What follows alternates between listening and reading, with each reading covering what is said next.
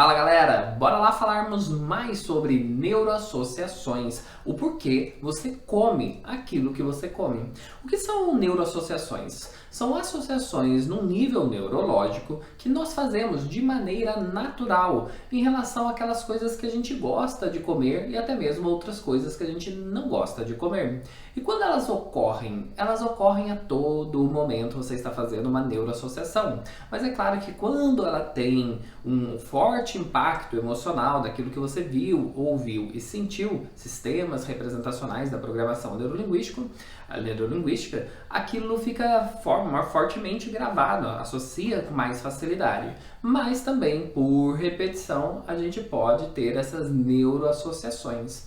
Agora, para você entender melhor como isso funciona, eu vou voltar lá na minha infância, deve estar pensando, né? Meu Deus, todas as histórias voltam para a infância dele. Mas por quê? Porque você vai começar a perceber o quanto que os acontecimentos da sua juventude, da sua infância, o quanto que eles impactam nos comportamentos que você tem hoje. Sim, quer ver? Como vocês já sabem, eu não sou filho de pais separados porque meus pais nunca foram juntos. E a minha mãe, por volta dos 9 anos de idade, quando eu tinha 9 anos de idade, a minha mãe tinha um namorado. E como toda criança, não gosta de ver a mãe com outro namorado, gostaria de ver com o meu pai, mas não era o caso.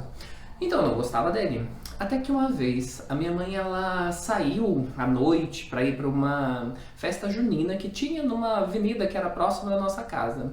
E eu fiquei em casa sozinho. Eu falei, quer saber? Eu vou sair de casa. E aí eu saí de casa e fui procurar a minha mãe, porque eu queria ver ela e pegar ela com aquele namorado dela e atrapalhar tudo, né? Como toda boa criança gostaria de fazer com o namorado da mamãe.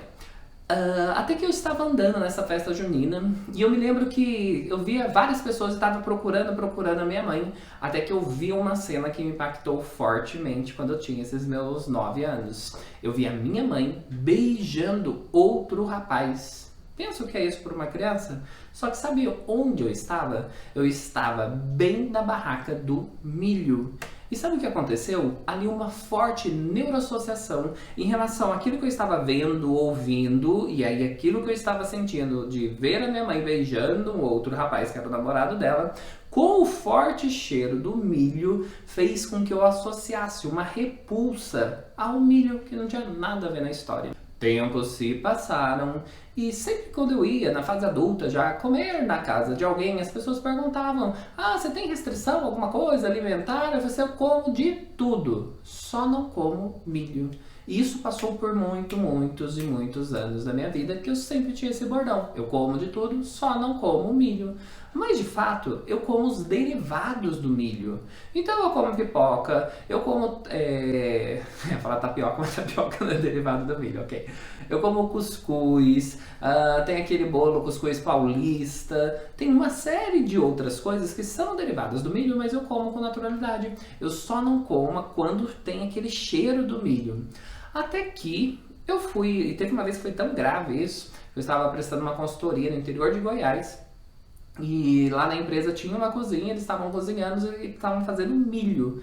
E até então ela tinha esquecido que eu não gostava de milho. Quando abriu a panela de pressão e veio aquele cheiro de milho, sem brincadeira, eu quase desmaiei com o cheiro do milho. Mas eu não sabia, não conseguia me lembrar que tinha sido associado a isso. Eu só consegui ter a consciência de que foi associado quando esse episódio aconteceu, quando eu descobri a programação neurolinguística e numa sessão eu fui tentar entender o porquê que eu não gostava de milho, porque não fazia sentido para mim. É claro que não comer milho não me trouxe nenhum prejuízo, não fez uma diferença nenhuma na minha vida.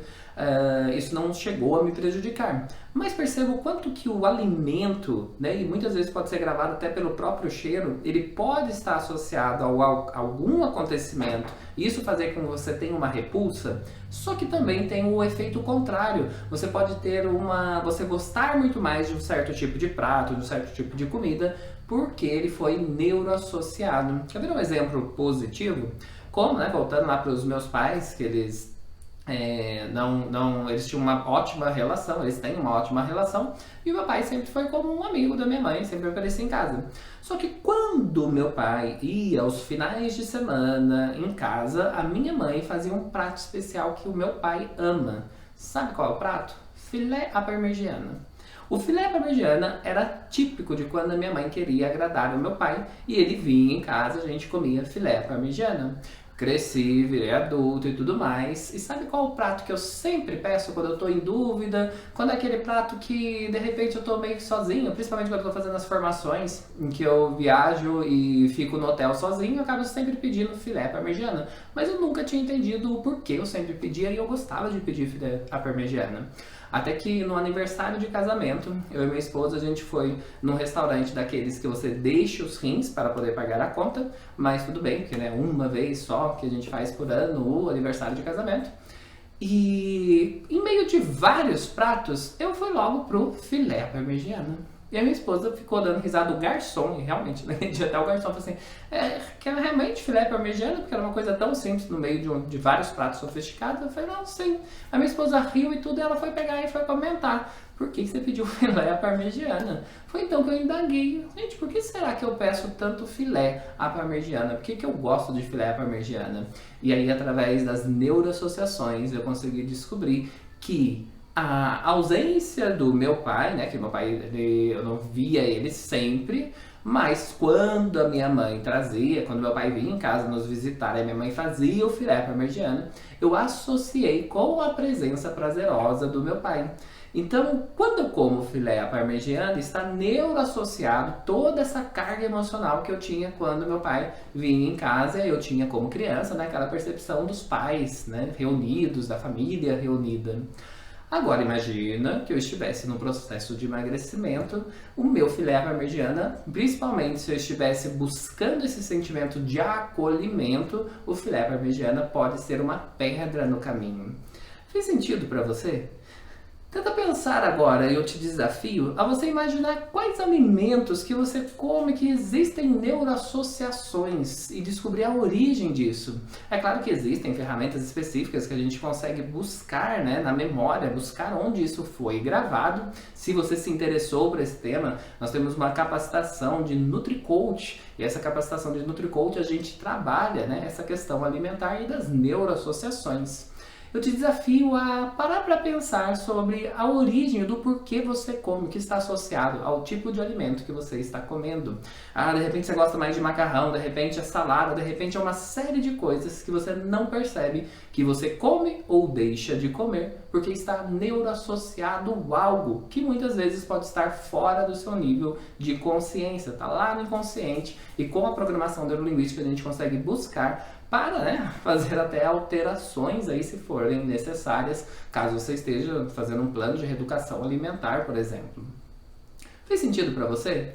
Se você gostou, compartilhe com alguém que vai fazer sentido tentar puxar e entender quais alimentos, qual tipo de comida que está neuroassociada. Uma coisa é a gente se conscientizar. E depois que a gente se conscientiza, através da metodologia do coaching e da programação neurolinguística, a gente pode fazer uma mudança de neuroassociação.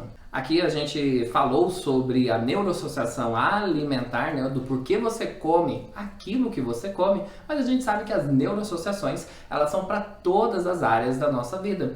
Constantemente, por aquilo que a gente está vendo, ouvindo e sentindo, nós estamos fazendo neuroassociações. E aí os nossos comportamentos acabam seguindo tudo isso que já foi programado. Por que a gente volta muito para a infância para conseguir entender isso? Porque na infância é uma época que a gente trabalha mais com o lado direito do cérebro, que é o lado mais emocional. Você pode perceber o quanto que as crianças elas são muito mais emocionais do que o lado esquerdo acionado, que é o lado racional.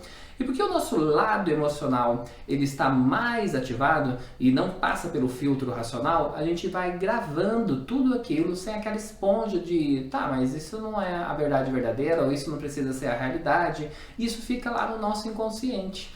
Essas memórias, elas são acessadas, e essas neuroassociações, elas buscam rapidamente no cérebro para nos dar um comportamento atual. Por isso que muitos hábitos alimentares são difíceis de quebrar se você não vai na origem e percebe o que está neuroassociado com ele. As neuroassociações, elas são gravadas por dor ou por prazer. Como a história que eu comentei com vocês, por dor foi gravado fortemente com aquela sensação, aquele sentimento, aquela visão ruim que que eu tive, e aí o cheiro ele subiu naquele momento que eu estava na barraca e eu neuroassociei aquela situação e a repulsa com o milho com dor. Assim como tem também a neuroassociação com prazer, que foi o caso do filé parmegiano. Então, com o filé parmegiano, eu associei prazer àquele tipo de alimento, porque eu tinha a imagem do meu pai, a figura do meu pai, a presença dele quando ele vinha para almoçar, né, em casa. Da mesma maneira, existem coisas, tipos de refeições que você gosta, que estão associadas com prazer, e outras coisas que você pode ter repulsa, que estão associadas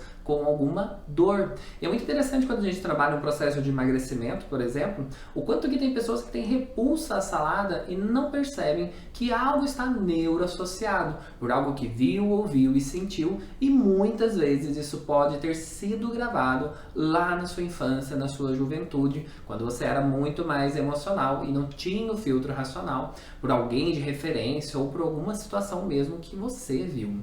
A gente também consegue trabalhar essa modificação, né, de colocar prazer nos alimentos em que você precisaria comer para fazer um plano de reeducação alimentar, por exemplo, um processo de emagrecimento, assim como você colocar dor naquele bolo de chocolate maravilhoso, naquela pizza, tem como você fazer essas neuroassociações. Por isso que a programação neurolinguística, junto com o universo do coaching, potencializa processos. Você consegue entender de fato o porquê você come aquilo que você come. Fez sentido para você? Se fez muito sentido para você, possivelmente vai fazer sentido para alguém que você gosta, que pode estar aí enfiando o pé na jaca e precisava entender melhor sobre as neuroassociações para poder fazer modificações.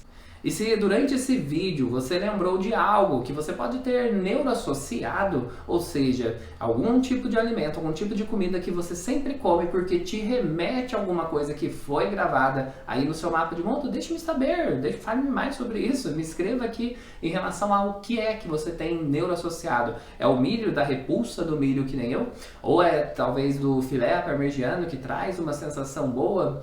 E se isso tem te trazido alguma problemática, né? Bem, e depois dessa gravação, para onde eu vou? Eu vou comer aquilo que eu como, porque está neuroassociado que depois das gravações eu preciso comer.